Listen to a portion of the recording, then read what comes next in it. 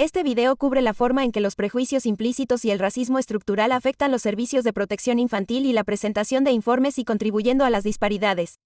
Este video aborda la compleja decisión de presentar un informe a los servicios de protección infantil.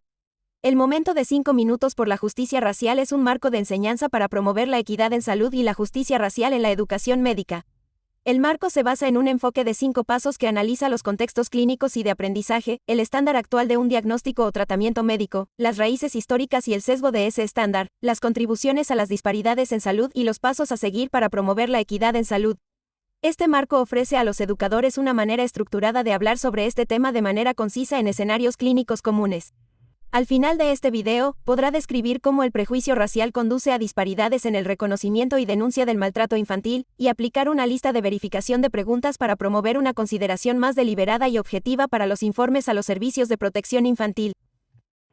Una niña negra de 7 años con antecedentes de asma persistente moderada es hospitalizada por estado asmático.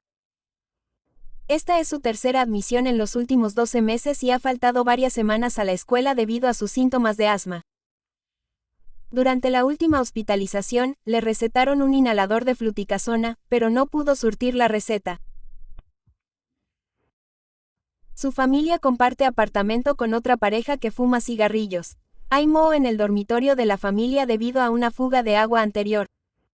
El médico en formación se preocupa por la familia y dice: Estoy preocupado por nuestra paciente que tiene asma no controlada. Ni siquiera ha recibido su última receta de medicamento.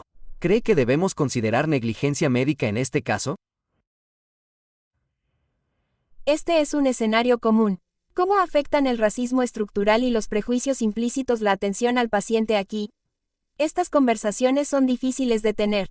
Observemos cómo 2 médicos navegan en esta discusión. Esta es una buena oportunidad para que hablemos sobre cómo abordamos las preocupaciones relacionadas con la negligencia médica e incluso la complicada decisión de involucrar a veces a los servicios de protección infantil. Esto no fue algo que se discutió durante mi capacitación, pero es importante que hablemos de ello para brindar atención equitativa a todos nuestros pacientes. Entonces, dediquemos unos minutos a hablar de esto. Me encantaría escuchar tu opinión también. Los médicos tienen la obligación de informar, lo que significa que estamos obligados legalmente a informar a las autoridades pertinentes sobre abuso o negligencia infantil observados o sospechados. Los maestros, miembros del clero, agentes de policía y trabajadores sociales también son informantes obligatorios. ¿Cómo podría decidir cuándo presentar un informe al servicio de protección infantil por posible maltrato? Sé que tiene que haber una sospecha razonable, pero tener un presentimiento probablemente no sea suficiente. Tienes razón. Tiene que ir acompañado de observaciones objetivas, signos de abuso o negligencia física, sexual, emocional. Pero la sospecha está sujeta a sesgos implícitos y explícitos, y esto puede perpetuar y exacerbar las disparidades, especialmente para los niños de familias minoritarias. ¿Qué porcentaje de niños estadounidenses estimaría que habrán recibido una investigación del Servicio de Protección Infantil por maltrato cuando sean adultos? Si tuviera que adivinar, tal vez entre un 10 y un 20%. Las investigaciones han demostrado que más del 37% de todos los niños estadounidenses experimentan una investigación del Servicio de Protección Infantil cuando cumplen 18 años. La tasa es más alta para los niños negros, indios americanos y nativos de Alaska, 50%. Es un gran problema que afecta a muchas familias. Vaya, no tenía idea de que tantos estuvieran afectados. Pero, ¿por qué las tasas serían diferentes entre razas? Las familias de color no tienen más probabilidades de maltratar a sus hijos que las familias blancas. Sin embargo, es más probable que los médicos no reconozcan el abuso infantil en bebés de familias blancas y hogares con 2 padres. Incluso cuando hay hallazgos objetivos sobre abuso, es menos probable que los hospitales presenten informes al Servicio de Protección Infantil sobre niños de madres blancas y de familias de altos ingresos. El prejuicio perjudica a todos.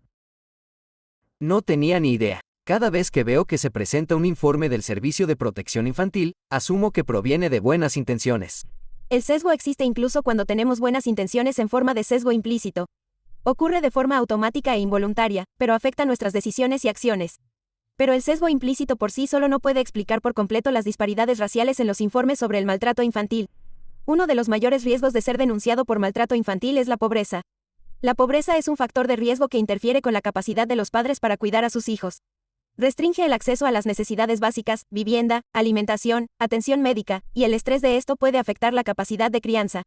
Los niños de familias de bajos ingresos están sobrerepresentados en el sistema de bienestar infantil y existe un fuerte vínculo entre la pobreza, el origen de una minoría racial y la participación del servicio de protección infantil. ¿Por qué podría ser ese el caso? En las décadas de 1940 y 1950, existía una política llamada Línea Roja, que negaba hipotecas a personas negras en función del lugar donde vivían.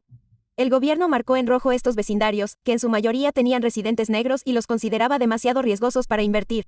Esto limitó a las familias negras a recibir hipotecas, acumular valor líquido de la vivienda y riqueza generacional. Como resultado, las familias negras se vieron obligadas a permanecer en estos barrios de alta pobreza. Los niños negros también tienen 3 veces más probabilidades que los niños blancos de vivir en la pobreza.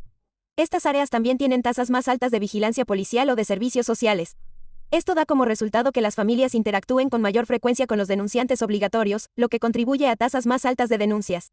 El abuso y la negligencia se reportan con mayor frecuencia en familias de color de bajos ingresos, y los estudios han demostrado que muchos de estos casos no están fundamentados. No tenía idea de los efectos de la línea roja sobre la pobreza y los informes al servicio de protección infantil. ¿Cuál es el resultado final para los niños? Esto ha llevado a que un número cada vez mayor de niños de color y de bajos ingresos, especialmente niños negros e indios americanos o nativos de Alaska, sean retirados de sus hogares y, en ocasiones, colocados sin darse cuenta en hogares inseguros dentro del sistema de acogida. Entonces, ¿cómo podemos ser más objetivos al considerar la negligencia médica o la participación del servicio de protección infantil? El servicio de protección infantil es un recurso importante que puede ayudar a las familias. Al final, todos queremos proteger al niño, pero al considerar un informe obligatorio por sospecha de maltrato infantil, haga las siguientes preguntas para promover una consideración más deliberada e intencional del caso. En primer lugar, ¿cuáles son las preocupaciones específicas sobre el daño real al niño? En segundo lugar, ¿existen datos objetivos que respalden esta preocupación? En tercer lugar, ¿existen determinantes sociales de la salud que puedan influir en la forma en que la familia interactúa con el sistema de atención de salud? Y como proveedores de atención médica, ¿cómo podemos ayudar a mitigar estos factores? Y finalmente, ¿cómo afectan a este caso las identidades, el poder, los privilegios y los prejuicios? Entonces, volviendo a contarle esto a nuestro paciente, ¿qué quiere hacer en su lugar? De nuestra discusión, lo que aprendí es que el prejuicio racial implícito puede contribuir a que no se reconozca el maltrato infantil. La pobreza es un factor de riesgo de maltrato infantil y las políticas históricamente racistas, como las líneas rojas, han contribuido a las disparidades raciales de riqueza. Considere utilizar una lista de verificación que tenga en cuenta cómo los determinantes sociales de la salud afectan el acceso a la atención médica al considerar presentar un informe al servicio de protección infantil.